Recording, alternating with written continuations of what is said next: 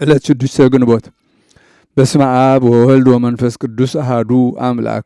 ዕለት 6 ግንቦት በዛ ዕለት እዚኣ ቅዱስ አባ ይስሐቅ ካብ ደቡብ ግብፂ ካብ ሃገር ዳፍራ ሰማዕትነት ተቐበለ። ነዚ ቅዱስ እዚ መልአክ እግዚአብሔር ለይቲ ብራእይ ተገልጸሉ እሞ ኣብኡ ኣክሊ ሰማዕትነት ክትቅበል ናብ ሃገረ ጠዋ ኪድ በሎ። ንሱ ከዓ ቅድሚ ምኻዱ ነቡኡን ነዲዩን ክሰናበቶም ከደ። ንሳቶም ከዓ ኣብ ልዕሊኡ በኸዩ ክኸይድ ኣይፈቐዱሉን። ምኻድ ከልእዎ መልአክ እግዚአብሔር መጺኡ ካብ ሃገሩ ኣውፅኦ ናብ ሃገረ ጠዋ ከዓ ኣብጽሖ። ኣብኡ ምስ በጽሐ ንገዛኢ ኣብ ቤት ምሕጻብ ረኸቦ። እቲ ገዛኢ ምስ ወፀ ድማ ኣነ ብግልፂ ክርስቲያን ብጎይታ ኢየሱስ ክርስቶስ ዝኣምን እየ ምስጋና ንዑ ይኹን በለ ዓው ኢሉ። ገዛኢ ከዓ ንሱ ካብ ሃገር ኒቅዮስ ክሳብ ዝምለስ ንሓደ ወተሃደር ምስኡ ወሲዱ ክሕልዎ ኣዘዞ።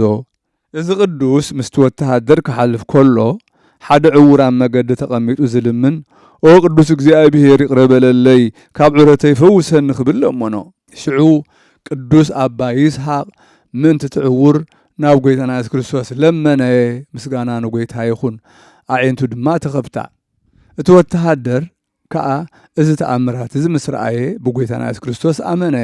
ምስጋና ንዑ ይኹን። ኣክሊል ሰማዕትነት ከዓ ተቐበለ። ብድሕሪ እዚ እቲ ገዛኢ ነዚ ቅዱስ ዓብዪ መቕፃዕቲ ቀፅዖ ወሲኹ ድማ ኣብኡ ምእንቲ ክቐፅዑ ወይሉ ናብ ሃገር ብህንሳ ሰደዶ። ኣብታ መርከብ ከሎ ማይ ክህብዎ ለመነ። ካብ መርከበኛታት ሓደ ከዓ ብኩበያ ገይሩ ማይ ሃቦ። ሓንቲ ዓይኑ ዕውር ትነበረ። አባ ይስሐቅ ከዓ ካብቲ ዝሃቦ ማይ ኣብ ልዕሊኡ ነፀገሉ። ዓይኑ ተኸፍተት። ከምታ ካልኣይታ ጥዒት ኮነት። ሰብ ሃገር ብህንሳ እቶም ብዙሕ ቅፅዓት ዝቐፅዕዎ እዚ ዓበይቲ ተኣምራት ክገብር ምስ ረኣይዎ ሒዞም ናብ ገዛእ ወሰድዎ። ወይ ክትሰዶ ወይ ከዓ ክትቀትሎ እዚ ሰብኣይ እንሆ በልዎ።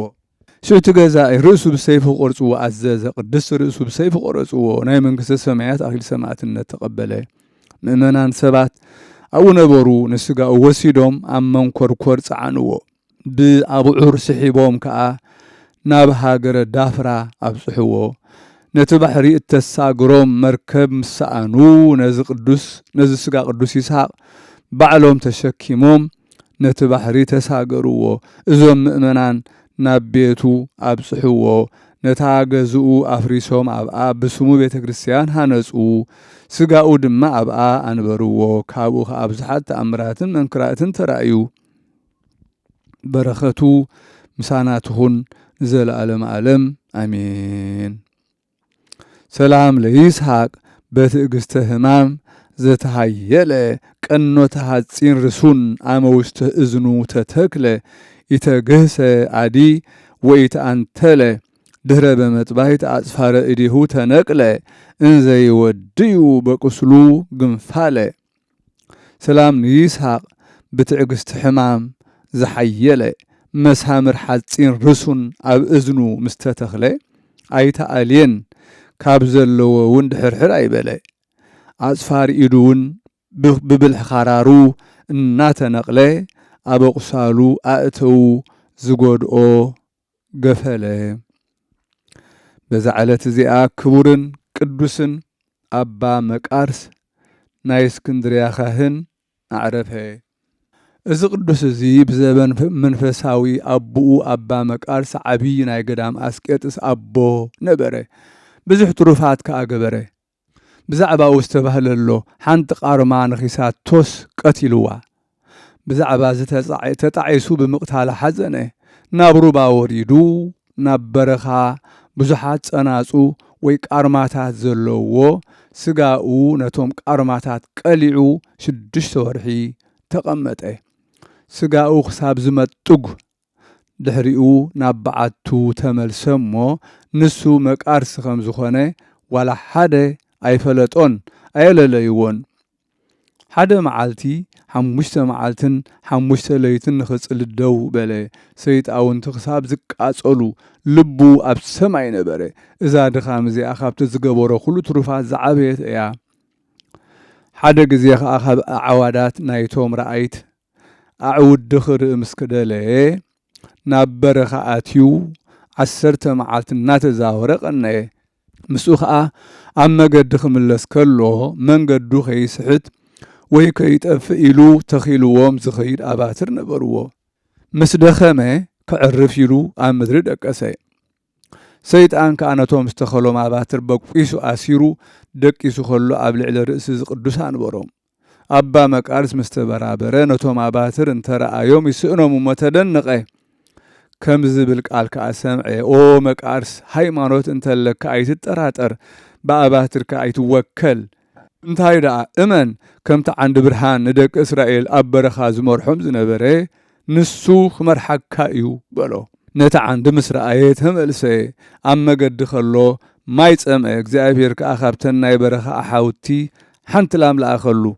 خابت أبا أسفتيو سأقبي تلالون نبعتو خابس حي حدا معالت زبئي نابو مسأت بخدانو حيزاس حابتو نسون كساب بعتا سعبا ثلاثة خورا أوسيا أبكرميو أقربتو مصر آيوم عورات عين تسونحوه بمستو عالتها زبخ آتدنق بيدو حازوم أبعينتهم كأت طوف بلولهم بمحويت مرتمسك الجيرو دما بس أبو عبارهم شعو حاويوم نابديوم قويو طباخات أبو كساب سفرا دما سعبوها دحرزي اتعزبئي ناب قدوس مكارس مليسا قربوت بقيع حبتو نسوخا مسوء أقمتو كساب قزي عرفتوخا يدك سلو نبره حدا معالت خا خدانو لويتو نهزباويان مسيلو ناب دبر قدوس أباب أكوميس كده 4 معالت دما خيبل خيسته بعبيس أم قويمو قنه كوف كيبله هو سانا خسرح قنه اتوم منكوسات كأنا أباب أكوميس نزا أبو زخابان أوتايو سغا زيبو لسبيو بلوو أباب أكوميس كأقبروخ قلس اللي نقويتا إيس كريستوس كساب ظلمونا ويكساب زحاتو تعقسوني بولوم بزعباؤنا بكزابير مسلمنا دما نسو مكاريوس اسكندراوي خمزخواني أردو شعو أباب أكوميس مس كلهم منكوسات كوينو نابو خده سلام بلوو كأود ما تبارهو بوخ عبي حقوس تحقوسو مسؤوم ناب بيت مقدس أتوو اتوم ابتقدام بتقبارهم عبل علبس اوتهم زعبايو زنبورو نايز قدوس بو أبا مكارس تسقا مسرائيو تحوت كونو بالحرزي ناب بعتو ناب قدام اسكيت استملسي عبل على هاجر اسكندريا زنام مستسأني أبا تيموتيوس ليك أباسات نابو ناب هاجر اسكندريا خمس امو مسؤو ناب اكزابير كتصلي زنام كورد عن بيت آخت افئلو لوخات سددلو تنسيو مستوم لوخات كده اتوم هزبخ آب عبي حاقوز تقبلوه بلبو نابك زيابيهر تصلي يمو بزح زنام زنمي كلت معالتن كلت ليتن النازنمي صنحمو اتوم هزبي اتا مدري ببزح زنام اتتفق مسلوم دقي ممكا و أبونا كلنا خنتفق كلنا خينتفق إذا زنام كابانا كاليوم انتانانا بكزيابير صلي لنا نقول لهم منو نسوخ صلي إذا زنام كاب حيل كزيابير تعاليه صحيد ما خونه إذا أبوزي عبيت تروفات قبره كزيابير بقداو عبيت تأمرات منكرات جلس نبزحات حمومات رخصات منافسن زلوا من أحويهم نسو سبكو قطرو زي خيل مقبار سنة يقبره جلسب صبو قبرتات كم زقبره انت سامعو نتاز سمع قبر سناي كم ازمسلت كساب زقبر عيدك سنبره صبو قدرو مسفت سمعي بصبو شمقلنا بسلام عرفه 6 عامت تفتعفو عم مدري فتيمو طوف كيبه لحلفه الزغاء من تخبر سقون دمون نقويتنا اس كريستوسيو ادميو كله 100 عامت قبره بركته مسانا يكون زل عالم امين سلام لمك ارس هلنا منفذ توهبو منقل اريام ينبر حيل ملوكوت حببو وإقوالاتها لزئب امهمام أورت وتمندبو هي انت أهويلاتي بأسبائتو أتيبو ኣነዳበግ ወሃበቶ ኣስቦ ሰላም ንመቃርስ ሕሊና መንፈስ ዝተዋህቦ ናብ ወገን ኣርያም ከንብር ሓይሊ መለኮት ኣብ ዘለዎ ሃበቦ ኮራኹራ ንዝብኢ ካብ ሕማም ዑረት ምስተመንድቦ ክንዲ ዘሕወየላ በጻብዑ ዓቲቦ ቆርቦት በጊዕ ሉስሉስ ሃበቶ ዓስቦ በዛ ዕለት እዚኣ በንደላኦስ ኣቦኡ ንቅዱስ ኤስድሮስ ሰማዕትነት ተቐበለ። በረኸቱ ምሳና ትኹን ዘለዓለም ዓለም ኣሜን። በዛ ዕለት እዚኣ ኣሞን ጻድቕ ዓረፈ። ንሱ ግብሪ ምንኩስና እንተ ጥረኹ ይኣኽለኒ እዩ ኢሉ ሹመት ጵጵስና ዝኣበየ እዩ። በረኸቱ ምሳና ይኹን ዘለዓለም ዓለም ኣሜን። በዛ ዕለት እዚኣ ቅድስት ዲላጊ ምስ 4 ደቃ ሱርስ ህርማን የኣፋ ስንጥንያ ሰማዕትነት ተቐበለት። እዛ ቅድስት እዚኣ ብሃይማኖት ክርስቶስ ጽንዕቲ ነበረት። ምስጋና ንዑ ይኹን። መኮንን ኣርያኖስ ሃገረ እስና ምስ በጽሐ እዛ ቅድስት እዚኣ ተቐበለቶ። ደቃ ኪባ ድማ ኣብ ቅድሚ ቆመት ኦ ኣርያኖስ ኣነ ክርስቲያናዊት መሲሓዊት ምስጋና ንዑ ይኹን ብኢየሱስ ክርስቶስ ኣማኒት እየ። ንሱ ሰማይን ምድርን ኣብ ውሽጦም ዘለኹ ሁሉን ዝፈጠረ እዩ በለቶ። ደቃ ድማ ከምኣ ዓው ኢሎም ንሕና ብግልፂ ክርስቲያን ኢና በሉ። መኮንን ከዓ ሰሚዑ ኣጸቢቑ ተቖጥዐ። ኣራእሶም ብሰይፊ ቆረጾም ሰማዕትነቶም ፈጸሙ። መላእኽቲ ከዓ ነፍሳቶም ተቐቢሎም ናብ ጐይታና ኢየሱስ ክርስቶስ ኣቕረቡ። ምስጋና ንዑ ይኹን። በረኸቶም ምሳና ይኹን ዘለዓለም ዓለም ኣሜን። ሰላም ለኪ ሰማዕት ዲላጊ ሰናይተ ስም በሃገረ እስና ዘሃደጊ ምስለ ደቂቅች 40 እንበለትን ትጊ እምት ሱኢ ለኣማልክት ወእምጣነ ታእርጊ ተመትሮ ክሳድ ኣብደርኪ ወሃረይኪ ዮጊ። ሰላም ንዓኺ ሰማዕት ዲላጊ ጽቡቕ ምስክርነት ኣብ ሃገር እስና ዝሓደግኪ ምስ 4 ደቅኺ ከየጉደልኪ ንጣዖታት ካብ እትስውኢ ዕጣኑን ካብ እተዕርጊ ምቑራጽ ክሳድ ፈቶኺ ሓረኺ እውን ዮጊ ሎሚ። በዛ ዕለት እዚኣ ብንጽህና ሃብታም ብቅድስና ተሓራሚትን ድንግልን ዝኾነት ሰሎሜ ኣዕረፈት። እዛ ቅድስት እዚኣ ካብ ሃገር ወረብ እያ። ወለዳ ፈርሃት እግዚኣብሔር ነበሩ። ብጽቡቕ ክንክን ዓበይዋ። ምስ ዓበየት ሓደ መኮንን ተሓጽያ ንሳ ከይፈተወት ከዓ ብስርዓት መርዓ ወሰዳ።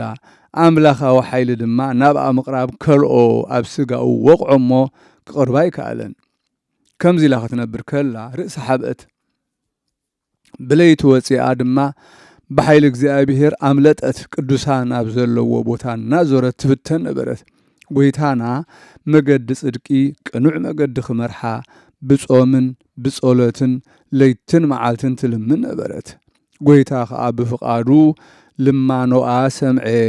ናብ ደብረ ሊባኖስ ኣብጽሓ እቲ ኣልባስ መላእኽቲ ዝኾነ ልብሰ ምንኩስና ብኢድ ዮሐንስ ከማ ለበሰት። ንልቢ ዘሰንብድ ብርቱዕ ተጋድሎ ተጋደለት። ብመገዲ ትጉሃን ኣቦታት ተመላለሰት። ብጾም ብጸሎት ብኹሉ ብቑዕ ገድሊ ተጋደለት።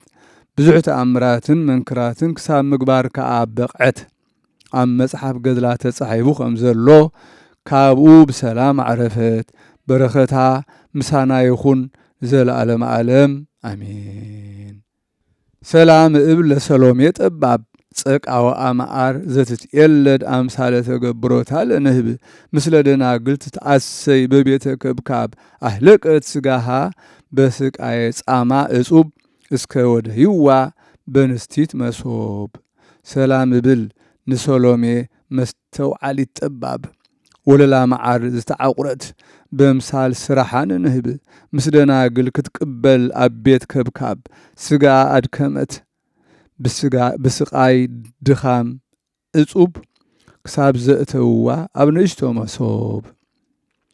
በዛ ዕለት እዚኣ ቅዱስ ኣቦ ዲዮናስዮስ ገድሉ ብኣፍስሕለት ዝፈጸመ ኣዕረፈ። እግዚኣብሔር ብጸሎቱ ይምሓረና ዘለዓለም ዓለም ኣሜን። ሰላም ለዲዮናስዮስ ለይስሐቅ ማእምሩ እስመ ተፄወወ በተአምሩ መኮንን ጠግአ ወተላጸቀ ምስለ መንበሩ ከመ ኢይሁር ለምሳህ ሀበ ተነጽፈ ማህደሩ እስከ በመጥባሕት ፈጸማ ለበድሩ። ሰላም ንዲዮናስዮስ ንይስሐቅ ሓባሪኡ ማእምሩ ዝተማረኸ ብተአምሩ መኮንን ጠበቐ ተላገበ ምስ መንበሩ ናብ ምሳሕ ከይኸይድ ኣብ ዝተነጽፈ ማሕደሩ ክሳብ ብስሕለት ፈጸማ ንጉያኡ ንበድሩ። ሰላም ለልደትከ እምነ ህሪት ማህፀን ዘይአውዳ መልአክ በሰይፈ እሳት ርሱን ሲኖዳ ርእሶሙ ለባሕታውያን ከመገብረ እህወ እምከ አመለሊከ ህፃን መልእልተ ድማህየ ይንበር እድየከ ዘይምነ። ሰላም ንልደትካ ካብ ሕሪት ማህፀን ዝኽልላ መልአኽ ብሰይፊ እሳት ርሱን ሲኖዳ ርእሶም ንባሕታውያን ኣኮኻ ከም ዝገበሮ ንስኻ ከሎኻ ህፃን ኣብ ልዕሊ ርእሰይ ይንበር ኢድካ ናይ የማን።